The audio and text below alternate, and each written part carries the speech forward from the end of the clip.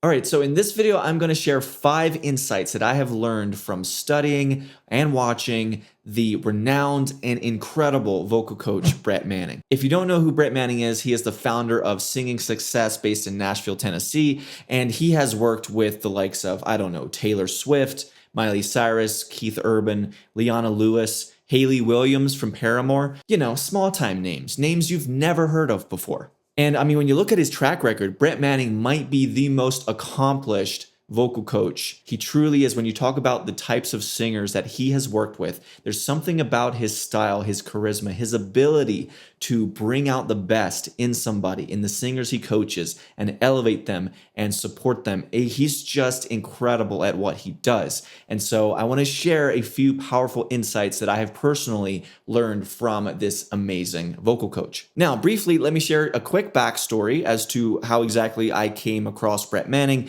It's all started around 2013.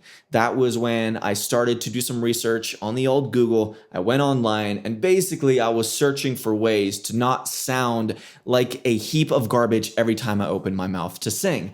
I was like, why do I sound awful? I know that I sound awful. What can I do about it? So I went to Google, and one of the first websites or YouTube channels that I stumbled across was Brett Manning's Singing Success. And then I watched a bunch of videos on their YouTube channel. I even went and bought, at the time, because this was like 2012, 2013, right? This is back in the day still when CDs were still a little commonplace, like online business or online courses weren't quite as popular yet. And so I went ahead and I bought the physical boxed CD set for Singing Success, which had multiple CDs of routines and exercises for me to start practicing, to start building my voice. And, it was helpful to a point, but what I really needed, just simply because I sounded so bad, I needed so much help, that I was like, I need an actual vocal coach. And so Singing Success also offers that. So I went ahead, I bought a coaching package. This was over Skype.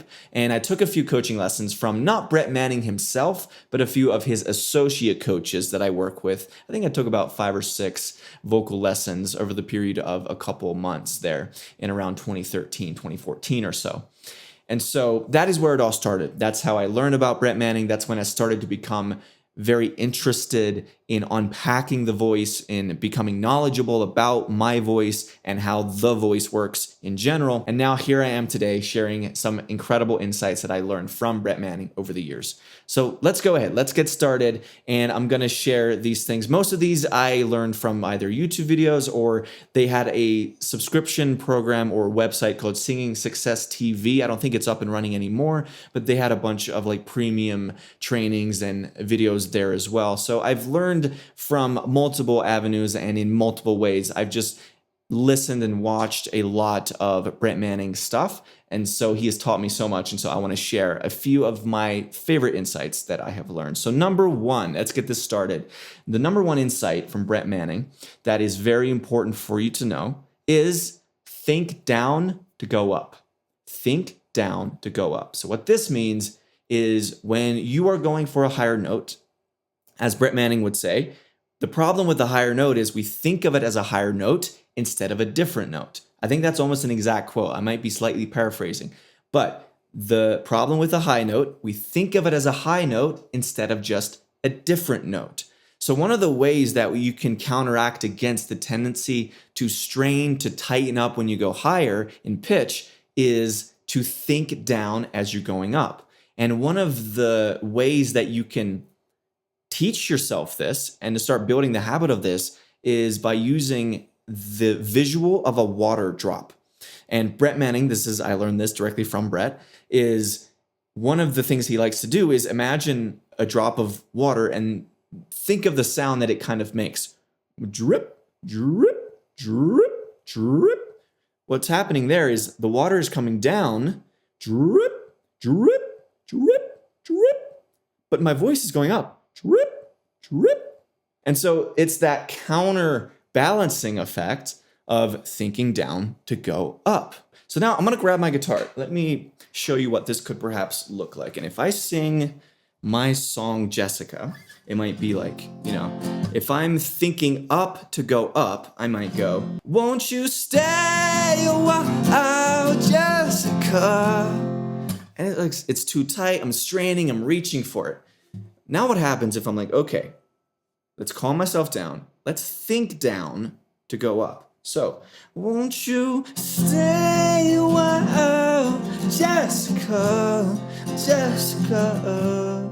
Won't you stay a while, Jessica? See, there's an example of me visualizing going down even though the pitch is actually going up. It helps you find that sweet spot in the middle, and it just works. So there you go. That's the number one insight I learned from Brett Manning. I don't know if it's number one, it's just the first one on this list, and that is think down to go up. Now, the second insight I want to share with you from Brett Manning, and this one is a direct quote, which is the tighter the tongue, the tighter your sound. Again, the tighter the tongue, the tighter your sound. So most people who haven't at all looked into singing lessons or even YouTube, figuring out how the voice works, they never really think about how their tongue feels or whether or not their tongue is relaxed. And tongue tension is one of the biggest roadblocks to you not only hitting high notes, but it's more than that. It's also achieving good tone and pleasing tone and being able to be free and sing freely and with passion and with heart, and just where your voice kind of gets out of the way and your heart can kind of come out, right? Tongue tension is one of those things that just gets right in the way. It is a roadblock that we need to, first of all, be aware of and then start relaxing that tongue. So one of the ways that Brett Manning loves to approach this, and again, this is something that I learned directly from one of his videos, is imagine that you have just gone to the dentist and you got a shot of Novocaine that ended up on your tongue. So now it's just, you can't feel your tongue, right? You just can't feel it. It's completely relaxed. And so if you try to, let me grab my guitar again. If you try to sing, you know, I have Novocaine in my tongue, and so won't you stay a while, Jessica, Jessica? Instead of, it might be, won't you stay a while, Jessica, Jessica? Everything's tight around my face and in my throat and my tongue. And see, this is the key, guys. It's not that you have to be able to relax everything at once. Often, you just need to relax one key component or one key part of this apparatus of your voice, and that relaxes everything else. And that is the power of relieving tongue tension. When you let go of the tongue tension and you sing with a little bit of a Novocaine type of feel with your tongue, where you feel like almost you can't feel it. It's just, won't you stay a while, Jessica, Jessica. So there you go. The tighter the tongue, the tighter your sound. If you want to relieve tension overall and just feel more free when you sing, this is such a great place to start, because if you release the tongue tension, often that'll have a domino effect and you'll start to release other parts of the voice apparatus, and then you become much more free as a singer. So start there to start relieving some tension in your voice. Get rid of the tongue tension. Okay, so that's number 2. Insight number 3 is a very important insight, and it is this. This is, again, a direct quote, which is, most people don't fail because they're bad people. They fail because they lack a plan. I've mentioned this multiple times on my channel, and you may have already even heard this in the course here. And here's what's happening. We tend to view singing as if natural-born talent is the only variable that matters. Now, of course, natural-born talent, of course that matters. And I think generally speaking, it is good advice to tell people to lean into what they are already naturally good at. Because if you already have an inborn advantage in a particular skill or a particular field, then it's generally a good idea to lean into it. So I'm not at all talking down on talent. Talent is so, so important, but it's not everything. So long as you're sufficiently talented, and What I mean by that is so long as you're sufficiently interested and engaged in the process of singing, like if you are truly interested and passionate about being able to sing well, it is so, so rare that you have that passion, you have that fire, you have that desire to be great at singing. It's very, very rare to feel that if you don't already have some talent to begin with. So the talent's already there. You have enough potential to sound fantastic, right? It doesn't mean you'll sound like a Leona Lewis. It doesn't mean you'll sound like a Mariah Carey. But what it does mean is you have potential to maximize your voice and your talents. And one of the things that I'll share here that I think is very relevant is recently I've been rereading the book Atomic Habits by James Clear. Just a phenomenal book on understanding how habits work and how to position yourself to best break the habits you want to break and learn new habits you want to learn. And one of the quotes from James Clear in that book is, "You do not rise to the level of your goals, you fall to the level of your systems." Let me repeat that. You do not rise to the level of your goals. You fall to the level of your systems. You could replace the word systems there with plan, because we're talking about, right? People don't fail because they're bad people. They fail because they lack a plan. They fail because they lack a system. They fail because they lack a plan.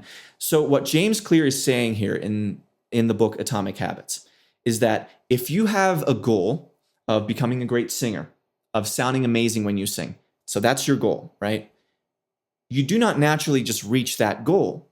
But what will naturally happen is you will fall to whatever the level of your system is. You do not reach the level of your goals, you fall to the level of your systems. So there is a real gravitational thing that is happening here, where gravity will just inevitably, it'll push you down to whatever your habits are, to whatever your system and your plan is. And so this is why a plan is so important. If you want to reach that goal that you have in mind, you need a system to facilitate it, to reach it. Otherwise, you're not going to get there.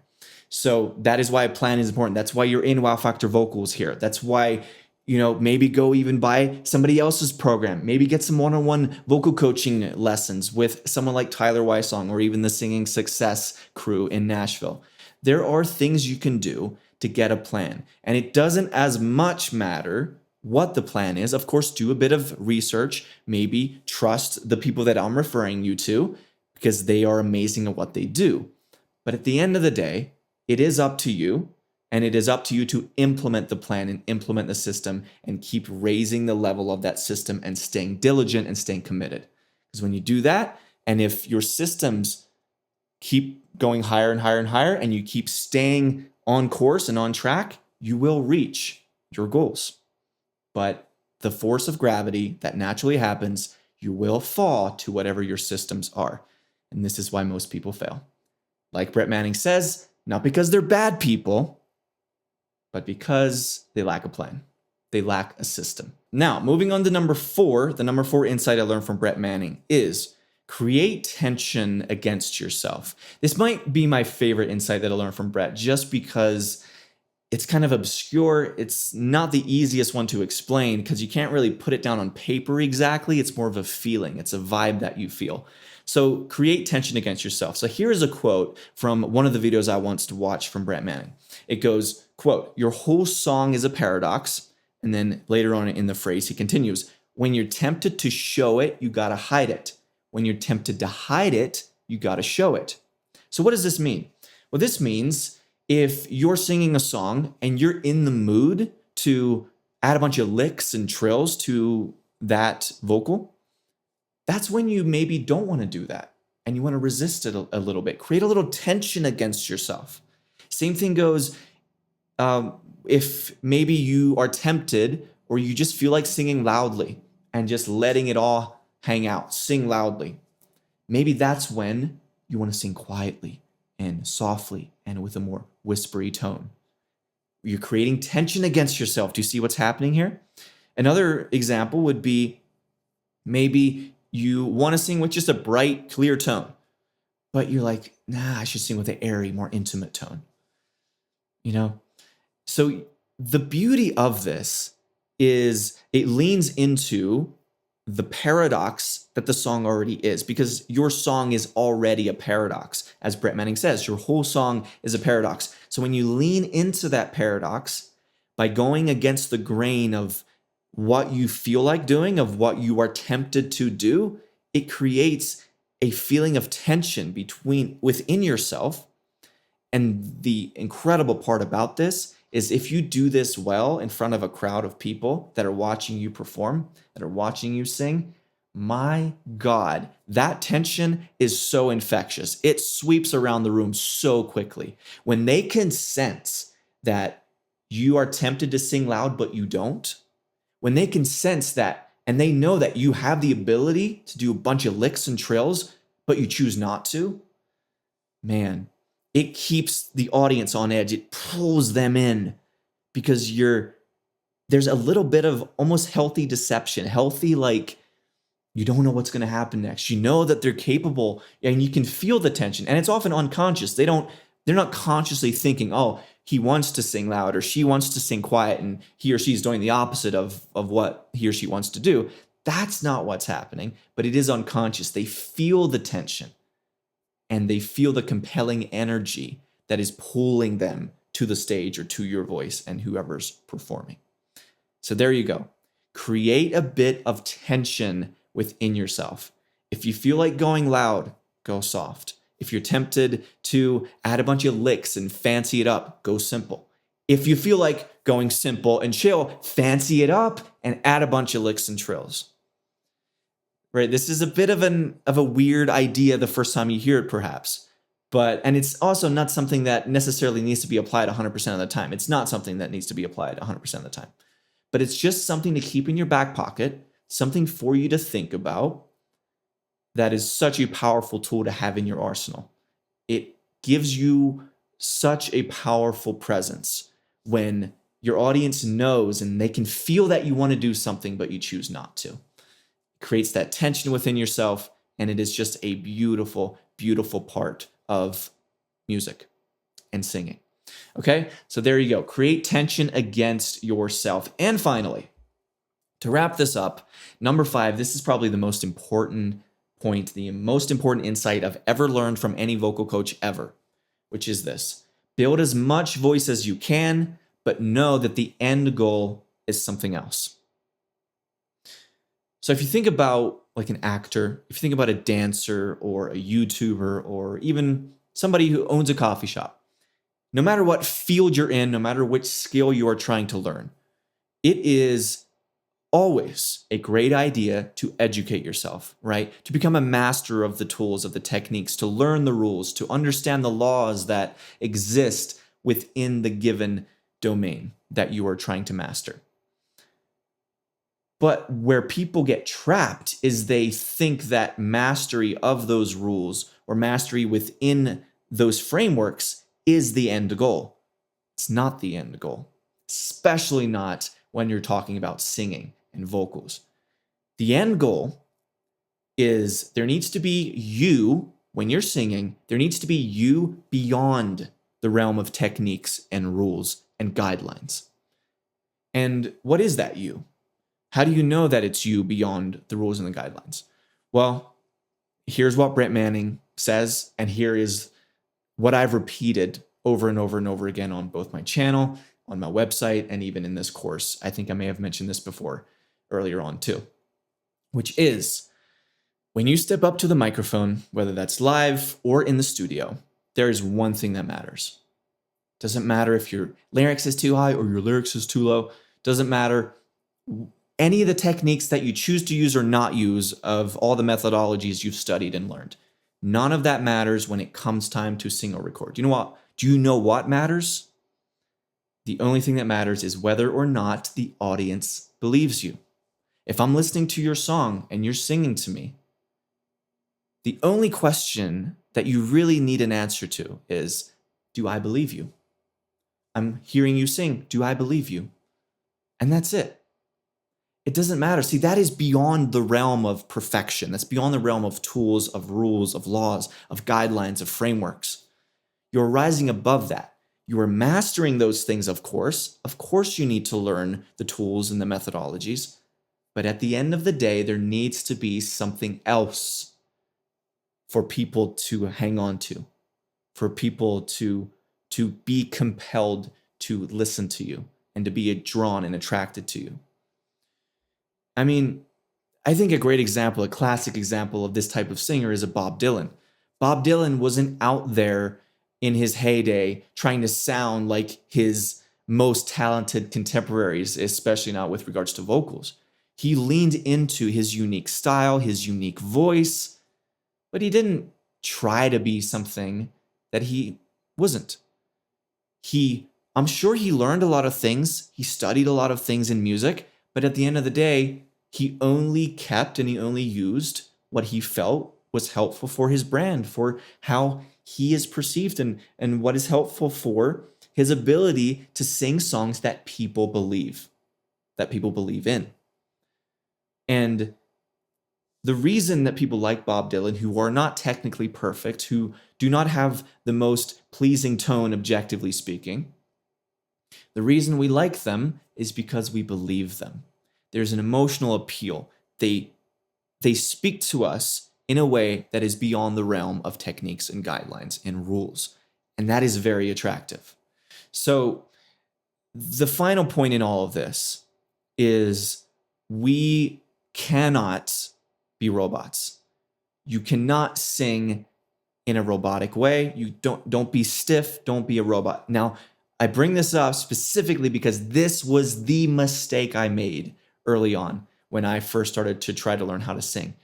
Anytime I would learn a new idea or technique or thing or rule, for example, early on when I stumbled across Brett Manning's Singing Success Program, one of the things they would mention a lot is make sure your larynx stays down. Your larynx is your voice box here, right? Most people, when they sing, especially as they sing higher, that larynx goes up. It goes up, it creates tension, and it then becomes hard to sing those high notes. Well, what did I do when I heard that advice? I became obsessive about it. This was the mistake I made. I became so obsessive about it that I exaggerated it to an unnatural degree, to the point where I was singing like this, I was trying to sing like this. And in my head, I was like, oh my God, so much more tone, so much more warm. It's so much bigger. My voice is awesome now. But man, my self-awareness was so low. And I sung like that for a while, just lyrics way too low. And it didn't work. Why? Because it wasn't believable. The problem isn't the low lyrics. The problem is it sounded off. It didn't sound like me. It sounded unbelievable. Not like amazing unbelievable, just unbelievable. When people would listen to me sing, it wasn't compelling. They didn't believe me. And so that's an example of me becoming so obsessed with a new idea or a new thing, a new rule that, hey, don't do this or do this, like drop your lyrics, don't let your lyrics come up. And then I exaggerate. I went too far. I didn't have enough self-awareness. And so one more thing that I want to leave you with is I want to give you some encouragement, because please don't pursue perfection. Pursue skills. Of course, maybe your lyrics does go too high. Maybe you do need to build the skill of keeping it a little lower on the higher notes, or maybe even in general. And there's always things like that, like tongue tension, like I mentioned earlier. There are always things that we can do to set ourselves up to have better vocal tone, to have better vocal performances and vocal recordings. But at the end of the day, give me any rule from Brett Manning, from any great vocal coach that has ever existed, and I will give you a famous singer who has broken that rule repeatedly. That's the reality of it. Even the best of the best in terms of popularity, in terms of influence, in terms of you being attracted to the way that they sound, they broke a bunch of rules. So this isn't about perfection. Of course, you want to learn the rules. To wrap this up, again, what was the original insight or the original statement of this insight? It is build as much voice as you can, but know that the end goal is something else. The end goal is something else. You need to rise above, rise beyond the rules and the techniques that exist. At the end of the day, there needs to be you, and there needs to be a believability about the way that you're singing. When I hear you sing, I have to believe you. All right? So thank you so much for watching this video. I really hope these insights were helpful to you. Be sure to maybe go to the Singing Success YouTube channel or their website. Just go watch some videos and gain some knowledge about these types of things beyond what I shared with you today. All right, so thank you so much for watching. I will see you in the next video.